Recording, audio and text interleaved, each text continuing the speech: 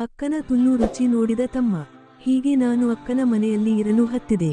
ಮನೆಯಲ್ಲಿ ಅಕ್ಕ ಅಂದರೆ ವಂದನಾ, ಅಕ್ಕನ ಗಂಡ, ಆಕೆಯ ಸಣ್ಣ 8 ವರ್ಷದ ಮಗಳು ಹಾಗೂ ಆಕೆಯ ಅತ್ತೆ ಮನೆಯಲ್ಲಿ ಇದ್ದಿದ್ದರು. ನಮ್ಮ ಭಾವ ಒಳ್ಳೆಯ ನೌಕರಿಯಲ್ಲಿ ಇದ್ದಿದ್ದರಿಂದ ದೊಡ್ಡನೆಯ ಮನೆ ಕಟ್ಟಿಸಿದ್ದರು. ಕೆಳಗಿನ ಕೋಣೆಯಲ್ಲಿ ಆಕೆಯ ಅತ್ತೆ ಹಾಗೂ ಅವರ ಜೊತೆಯಲ್ಲಿ ಅಕ್ಕನ ಮಗಳು ಜೊತೆಯಲ್ಲಿ ಮಲಗುತ್ತಿದ್ದರೆ, ನಾನು ಮನೆಯ ಮೇಲ ಅಂತಸ್ತಿನ ಕೋಣೆಯಲ್ಲಿ ಮಲಗಲು ವ್ಯವಸ್ಥೆ ಮಾಡಿ ಕೊಟ್ಟಿದ್ದಳು ಅಕ್ಕ. ಹಾಗೂ ಪಕ್ಕದ ಕೋಣೆಯಲ್ಲಿ ನಮ್ಮ ಅಕ್ಕ ಹಾಗೂ ಭಾವ ಮಲಗುತ್ತಿದ್ದರು. ನಮ್ಮ ಭಾವ ತುಂಬಾ ಹಣವನ್ನು ಗಳಿಸುವ ಆಸೆಯಿಂದ ತುಂಬಾ ಬ್ಯುಸಿಯಾಗಿರುತ್ತಿದ್ದ. ಕೆಲವೊಮ್ಮೆ ವಾರ ತಿಂಗಳು ಮನೆಯ ಹೊರಗೆ ಇರುತ್ತಿದ್ದ. ನಮ್ಮ ಅಕ್ಕ ನನ್ನನ್ನು ತುಂಬಾ ಚೆನ್ನಾಗಿ ನೋಡಿಕೊಳ್ಳುತ್ತಿದ್ದಳು. ನಾನು ಚಿಕ್ಕವನಿರುವಾಗ ನನ್ನ ಹಾಗೂ ಅಕ್ಕನಿಗೆ ಸುಮಾರು 8 ವರ್ಷದ ಅಂತರವಿರುವುದರಿಂದ ನಾವು ಅಷ್ಟು ಹತ್ತಿರವಾಗಿರಲಿಲ್ಲ.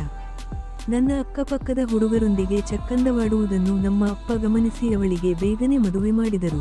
ನಮ್ಮ ಅಕ್ಕನಿಗೆ ಈಗ ಸುಮಾರು 31 ವರ್ಷ, ತುಂಬಾ ತೆಳ್ಳಗೆ ಬೆಳ್ಳಗೆ ಇದ್ದು ಸುಮಾರು 6 ಅಡಿ ಉದ್ದದ ಹೆಂಗಸು, ಉದ್ದುದ್ದ ಕೈಕಾಲಗಳು, ಅಂಕುಡೊಂಕಿನ ಶರೀರ ಹಾಗೂ ಸುಮಾರು ಮಾವಿನಕಾಯಿ ಗಾತ್ರದ ಸ್ತನಗಳು, ಸುಂದರವಾದ ದಪ್ಪನೆಯ ನಿತಂಬ, ಆಳವಾದ ಹೊಕ್ಕಳು, ಸ್ವಲ್ಪ ಅಗಲವಾದ ಸೊಂಟ, ಉದ್ದನೆಯ ಕುತ್ತಿಗೆ ಹಾಗೂ ದೊಡ್ಡನೆಯ ಕಣ್ಣುಗಳು. ನೋಡಲು ಟಿವಿ ನಟಿ ಶ್ವೇತಾ ತಿವಾರಿಯಂತೆ ತೋರುತ್ತಿದ್ದಳು. ನಮ್ಮ ಅಕ್ಕನನ್ನು ಎಂದಿಗೂ ನಾನು ಕಾಮದ ಭಾವನೆಯಿಂದ ನೋಡಿದವನಲ್ಲ. ಆದರೆ ಕಾಮ ಕುರುಡು ಎನ್ನುವುದು ಮಾತ್ರ ಸತ್ಯ. ನಾವು ದಿನದಿಂದ ದಿನಕ್ಕೆ ಹತ್ತಿರವಾಗುತ್ತಾ ಹೋದೆವು. ಒಮ್ಮೊಮ್ಮೆ ಆಕೆಯನ್ನು ಸೌಂದರ್ಯವನ್ನು ನೋಡಿ ನಾನು ಆಕರ್ಷಿತನಾಗುತ್ತಿದ್ದೆ. ಆಕೆ ಕೂಡ ಒಮ್ಮೊಮ್ಮೆ ನನ್ನನ್ನು ಮಾದಕವಾಗಿ ನೋಡತೊಡಗಿದ್ದಳು. 2 ದಿನದ ಹಿಂದೆ ಒಂದು ಘಟನೆ ನಡೆಯಿತು. ನನಗೆ ಸ್ನಾನ ಮಾಡಿದ ನಂತರ ಕೋಣೆಯಲ್ಲಿ ನಗ್ನವಾಗಿ ನಿಂತು ಪೌಡರನ್ನು ಹಾಕುವ ಅಭ್ಯಾಸ. ನಾನು ಕೋಣೆಯ ಚಿಲಕ ಹಾಕದೇ ಇದ್ದುದರಿಂದ ಅಕ್ಕ ಒಮ್ಮೆಲೆ ಒಳಗೆ ಬಂದಳು. ನನ್ನ ಉದ್ದನೆಯ ತಮ್ಮನನ್ನು ನೋಡಿ ಹೌಹಾರಿದಳು. ಸ್ವಲ್ಪ ಹೊತ್ತು ಅದನ್ನೇ ನೋಡುತ್ತಾ ನಿಂತು ಬಿಟ್ಟಳು. ನನಗೂ ಕೂಡ ಏನು ಮಾಡಬೇಕೆಂದು ತಿಳಿಯದೆ ಸುಮ್ಮನೆ ನಿಂತು ಬಿಟ್ಟೆ. ಹಾಗೆ ಆಕೆ ನಕ್ಕು ಹೊರಗೆ ಹೋದಳು. ಅಂದಿನಿಂದ ಅಕ್ಕನ ರೂಮಿನಿಂದ ಶಬ್ದ ರಾತ್ರಿ ಶಾಂತವಾಗಿದ್ದಾಗ ನನ್ನ ಕೋಣೆಗೆ ಕೇಳಿಸುತ್ತಿತ್ತು. ಹಾಗಾಗಿ ಒಮ್ಮೊಮ್ಮೆ ಅಕ್ಕ ಭಾವ ಅದನ್ನ ಮಾಡುವಾಗ ಅಕ್ಕ ಮೂಲುಗುವ ಶಬ್ದ ಚೆನ್ನಾಗಿ ಕೇಳಿಸುತ್ತಿತ್ತು. ನಮ್ಮ ಭಾವ ಯಾವಾಗಲೂ ಬಿಸಿನೆಸ್ ಟ್ರಿಪ್ನಲ್ಲಿ ಇರುತ್ತಿದ್ದರು. ಆದರೆ ಅಕ್ಕನ ರೂಮಿನಿಂದ ಭಾವ ಇಲ್ಲದಿರುವಾಗಲೂ ಕೂಡ ಮೂಲುಗುವ ಶಬ್ದ ಕೇಳಿಸುತ್ತಿತ್ತು. ನನಗೆ ಏನೆಂದು ಆಗ ತಿಳಿಯುತ್ತಿರಲಿಲ್ಲ. ಮಹಡಿಯ ಮೇಲಿನ ನಮ್ಮ 2 ರೂಮ್ಗಳಿಗೂ ಕಾಮನ್ ಗ್ಯಾಲರಿ ಇತ್ತು. ಒಂದು ಸಣ್ಣ ರಾಡಿನ ತಡೆಯನ್ನು ಮಧ್ಯೆ ಹಾಕಲಾಗಿತ್ತು. ಅದನ್ನು ಜಂಪ್ ಮಾಡಿ ಹೋದರೆ ನಮ್ಮ ಅಕ್ಕನ ರೂಮಿಗೆ ಅಥವಾ ಅಕ್ಕನ ರೂಮಿಂದ ನನ್ನ ರೂಮಿಗೆ ಗ್ಯಾಲರಿಯ ಹೊರಗಿನ ಬಾಗಿಲಿನ ಮೂಲಕ ಚಿಲಕ ಹಾಕದೇ ಇದ್ದರೆ ಹೋಗಿ ಬರಬಹುದಾಗಿತ್ತು. ನಾನು ಒಂದು ದಿನ ಭಾವ ಇಲ್ಲದ ಸಮಯದಲ್ಲಿ ಈ ಶಬ್ದ ಕೇಳಿ ಅಲ್ಲಿ ಹೋಗಿ ನೋಡಲು ನಿರ್ಧರಿಸಿದೆ.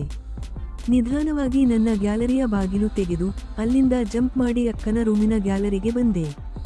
ಅಕ್ಕನ ಕೋಣೆಯ ಬಾಗಿಲನ್ನು ನಿಧಾನವಾಗಿ ತಳ್ಳಿದೆ. ಅದು ಚೀಲಕ ಹಾಕದೇ ಇದ್ದರಿಂದ ತೆರೆಯಿತು. ನಾನು ಬಾಗಿಲಿನ ಸಂದಿಯಲ್ಲಿ ನಿಂತು ಒಳಗಿನ ದೃಶ್ಯ ನೋಡಲು ಪ್ರಯತ್ನಿಸಿದೆ. ಅಕ್ಕ ಬೆಡ್ ಮೇಲೆ ನಗ್ನವಾಗಿ ಮಲಗಿದ್ದಾಳೆ. ಟಿವಿಯಲ್ಲಿ ಬ್ಲೂ ಫಿಲಂ ಅನ್ನು ನೋಡುತ್ತಾ ಮೂಲುಗುತ್ತಾ ಇದ್ದಾಳೆ.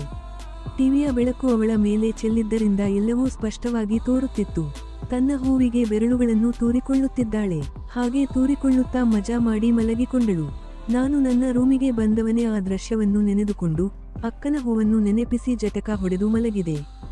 ನಾನು ಮರುದಿನವೂ ಕೂಡ ಅವಳು ಮೂಲುಗುವ ಶಬ್ದ ಕೇಳಿ ಅಲ್ಲಿಗೆ ಹೋಗಿ ಬಾಗಿಲ ಸಂದಿಯಲ್ಲಿ ನಿಂತು ನೋಡಿದೆ. ಮಾಮೂಲಿಯಂತೆ ಬೆರಳುಗಳನ್ನು ತೂರಿಕೊಂಡು ಎಂಜಾಯ್ ಮಾಡುತ್ತಿದ್ದಾಳೆ. ಹೀಗೆ ತೂರಿಕೊಳ್ಳುತ್ತಿರುವಾಗ ಯಾರದ್ದೋ ಹೆಸರನ್ನು ಬಾಯಲ್ಲಿ ಮೂಲುಗುತ್ತಾ ಹೇಳುತ್ತಿದ್ದಳು. ನಾನು ಅದನ್ನು ಸರಿಯಾಗಿ ಕೇಳಲು ಬಾಗಿಲನ್ನು ಇನ್ನೂ ಸ್ವಲ್ಪ ದೂಡಿ ಆಲಿಸಿ ಕೇಳಿದೆ. ಬಾಗಿಲು ಆಕೆ ಮಲಗಿದ್ದ ಹಿಂದಗಡೆ ಇದ್ದರಿಂದ ನಾನು ಧೈರ್ಯ ಮಾಡಿದೆ. ಆಕೆ ಮೂಳುಗುತ್ತಾ ಹೇಳುತ್ತಿದ್ದಾಳೆ, ರವಿ, ಎಷ್ಟು ದೊಡ್ಡ ಸಾಮಾನು, ಅದನ್ನು ನಾನು ಚೀಪಬೇಕು, ನಾನು ಮಾಡಬೇಕು, ರವಿ ಅಂತ. ಹಾಗೆ ಮೂಳುಗುತ್ತಾ ಸ್ಕಲಿಸಿಕೊಂಡಳು. ನನಗೆ ಅವಳ ಮಾತುಗಳನ್ನು ಕೇಳಿ ಎಲ್ಲಿಲ್ಲದ ಕಾಮೋದ್ರೇಕ ಆಯಿತು.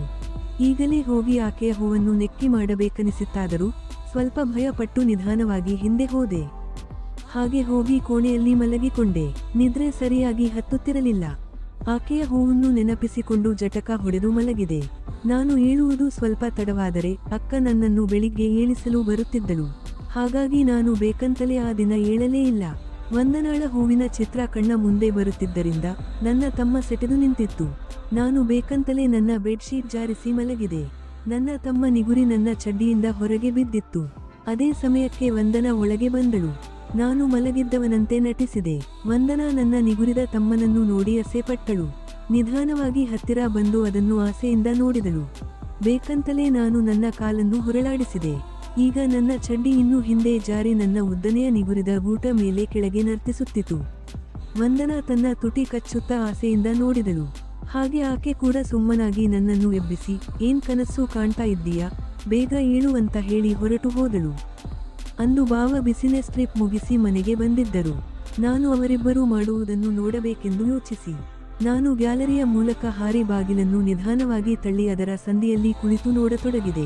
ನಮ್ಮ ಅಕ್ಕ, ಭಾವನ ಚಿಕ್ಕನೆಯ ತಮ್ಮನನ್ನು ಚಿಪುತ್ತಿದ್ದರೆ, ಭಾವ ಇವತ್ತು ಬೇಡ ಕಣೆ, ನಾನು ತುಂಬಾ ದಣಿದಿದ್ದೇನೆ ಎಂದು ಆಕೆಯ ಬಾಯಿಂದ ತನ್ನ ತಮ್ಮನನ್ನು ಹೊರತೆಗೆದು ಮಲಗಿಕೊಂಡರು. ಅಕ್ಕ ಎಂದಿನಂತೆ ಬ್ಲೂ ಫಿಲಂ ನೋಡುತ್ತಾ ಬೆರಳು ತೂರಿಕೊಂಡು ಸ್ಕಲಿಸಿ ಮಲಗಿಕೊಂಡಳು. ನಾನು ಆಕೆ ಬೆರಳು ತೂರುವುದನ್ನು ನೋಡುತ್ತಾ ಅಲ್ಲೇ ತಮ್ಮ ಅಲ್ಲಾಡಿಸಿ ಕಾರಿಕೊಂಡೆ. ಹಾಗೆ ಪುನಃ ರೂಮಿಗೆ ಹೋಗಿ ಮಲಗಿಕೊಂಡೆ. ಹೀಗೆ ನಾನು ದಿನಾಲೂ ಆಕೆ ಮೂಲುಗುವ ಶಬ್ದ ಕೇಳುತ್ತಿದ್ದಂತೆ ಗ್ಯಾಲರಿಯಲ್ಲಿ ಹೋಗಿ ಅವಳನ್ನು ನೋಡುತ್ತಾ ಅಲ್ಲೇ ನಿಂತು ಜಟಕ ಹೊಡೆದು ಬಂದು ಮಲಗುತ್ತಿದ್ದೆ. ಕೆಲವು ದಿನಗಳ ನಂತರ ಆಕೆ ಆಮೇಲೆ ಒಳಗಿನ ಸಣ್ಣ ಲೈಟ್ ಹಚ್ಚಿಯೇ ಹೂವಿನ ಜೊತೆ ಆಟವಾಡುತ್ತಿದ್ದರಿಂದ ಆಕೆಯ ಶರೀರದ ಎಲ್ಲ ಭಾಗಗಳು ಚೆನ್ನಾಗಿ ಗೋಚರಿಸುತ್ತಿದ್ದವು. ಆಗ ಬೇಸಿಗೆಯ ರಜಾ ಇದ್ದಿದ್ದರಿಂದ ನಮ್ಮ ಅಕ್ಕನ ಮಗಳು ನಮ್ಮ ಅಮ್ಮನ ಮನೆಗೆ ಹೋದಳು. ಆಕೆಯ ಅತ್ತೆ ಆಕೆಯ ಮಗಳ ಮನೆಗೆ ಬೆಂಗಳೂರಿಗೆ ಹೋದರು. ನನಗೆ ಕೆಲಸ ತುಂಬಾ ಇದ್ದಿರಿಂದ ನನಗೆ ಊಟಕ್ಕೆ ತೊಂದರೆ ಆದಿತೆಂದು ಅಕ್ಕ ಊರಿಗೆ ಹೋಗಲಿಲ್ಲ. ಹಾಗೂ ಆಕೆಯ ಗಂಡ ಕೂಡ ಆಗಿಂದಾಗ ಬಂದು ಹೋಗ್ತಾ ಇರ್ತಾರೆ. ಭಾವ ಅದೇ ದಿನ ಒಂದು 15 ದಿನದ ಮಟ್ಟಿಗೆ ದೆಹಲಿಗೆ ಹೋಗಿದ್ದರು. ಈಗ ಮನೆಯಲ್ಲಿ ನಾನು ಹಾಗೂ ಅಕ್ಕ ಇಬ್ಬರೇ. ಆ ದಿನ ಭಾನುವಾರ ರಜಾ ಇದ್ದಿದ್ದರಿಂದ ನಾನು ಮನೆಯಲ್ಲೇ ಇದ್ದೆ.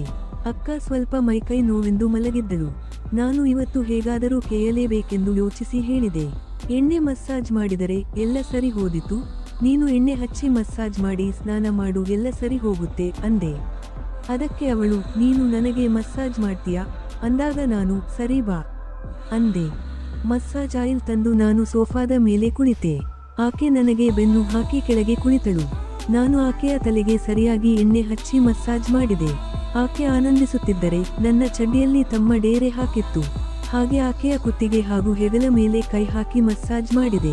ಅವಳು ಸೀರೆ ಉಟ್ಟಿದ್ದರಿಂದ ಆಕೆಯ ನಗ್ನ ಬೆನ್ನು ಹಾಗೂ ಹೆಗಲ ಮೇಲೆ ಚೆನ್ನಾಗಿ ನನ್ನ ಕೈಯಿಂದ ಒತ್ತಿ ಮಸಾಜ್ ಮಾಡಿದೆ. ವಂದನಾ ಎಣ್ಣೆ ತಾಗಬಹುದೆಂದು ತನ್ನ ಸೆರಗನ್ನು ಕೆಳಗೆ ಜಾರಿಸಿದ್ದರಿಂದ ಆಕೆಯ ರವಕೆಯ ಮಧ್ಯದಿಂದ ಕಪ್ಪೆನೆಯ ಬ್ರಾದಲ್ಲಿ ತುಂಬಿ ತುಳುಕುವ ಸೇಬುಗಳ ಓಣಿ ತೋರುತ್ತಿತ್ತು. ಹಾಗೆ ಒಂದು 10 ನಿಮಿಷ ಮಸಾಜ್ ಮಾಡಿದ ನಂತರ, ಈಗ ಹೇಗಿದೆ ಅಂತ ಕೇಳಿದಾಗ, ಈಗ ತಲೆ ಭಾರ ತುಂಬಾ ಕಡಿಮೆ ಆಗಿದೆ ಕಣೋ, ತುಂಬಾನೇ ಮಜಾ ಬಂತು, ಆದ್ರೆ ಮೈ ಕೈ ನೋವು ಸ್ವಲ್ಪ ಇದೆ, ನನಗೆ ಸ್ವಲ್ಪ ಬಾಡಿ ಮಸಾಜ್ ಮಾಡ್ತೀಯಾ ಅಂತ ಕೇಳಿದಳು. ಸರಿ, ಆದ್ರೆ ಸೀರೆ ಮೇಲೆ ಹೇಗೆ ಮಾಡಲಿ, ಎಣ್ಣೆ ತಾಗಿ ಬಟ್ಟೆ ಹಳಾದೇತು ಅಂದೆ. ಸರಿ, ನಾನು ಹೋಗಿ ಬಟ್ಟೆ ಬದಲಿಸಿ ಬರ್ತೇನೆ ಅಂದಾಗ, ಸರಿ ನಾನು ಕೂಡ ಬದಲಿಸಿ ಬರ್ತೇನೆ, ನನ್ನ ಬಟ್ಟೆ ಕೂಡ ಎಣ್ಣೆಯಾದಿತು ಅಂತ ನಮ್ಮ ಕೋಣೆಗೆ ಹೋದೆವು. ನಾನು ನನ್ನ ಅಂಗಿಯನ್ನು ಬಿಚ್ಚಿ ಬೇಕಂತಲೇ ಕಾಚ ಕಳಚಿ ಕೇವಲ ತೆಳ್ಳಗಿನ ಉದ್ದನೆಯ ಚಡ್ಡಿಯನ್ನು ತೊಟ್ಟು ಕೆಳಗೆ ಬಂದೆ. ನಾನು ಮಸಾಜ್ ಮಾಡಲು ಟೇಬಲ್ ಇಟ್ಟು ಅದರ ಮೇಲೆ ಬಾತ್ ಟವೆಲ್ ಹಾಕಿದೆ. ಅಷ್ಟರಲ್ಲಿ ಅಕ್ಕ ಟವೆಲ್ ಸುತ್ತಿ ಹೊರಗೆ ಬಂದಳು. ನಮ್ಮ ಮಸಾಜ್ ಆಟ ಮುಂದೆ ಹೇಗೆ ಸಾಗಿತ್ತು ಅಂತ ಮುಂದಿನ ಭಾಗದಲ್ಲಿ